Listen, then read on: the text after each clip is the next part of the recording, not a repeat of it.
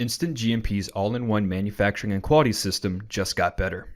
Introducing our most innovative EBR yet, the make-to-order batch record.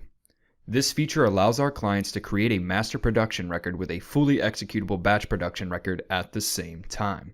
This functionality is great for CROs, CMOs, R&D development, or anyone who is trying to onboard the InstantGMP platform. You follow the same GMP workflows found in the traditional EBR system of InstantGMP. The author will organize the materials, the equipment, the documents, any in-process tests, and the instructions as needed. Watch how Jeremy creates the manufacturing steps and Paul executes the reflected BPR step. Jeremy forgot to add a step for room cleaning at the end of the batch. He can add the step and configure it based on how this would be handled procedurally.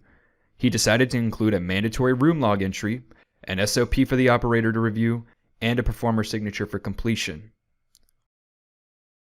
Once confirmed, Paul can now execute this newly required step. He can review his SOP, sign for cleaning the room,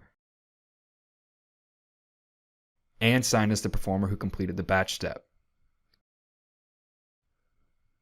With the record designed and executed to completion, we can now convert this to a standard MPR.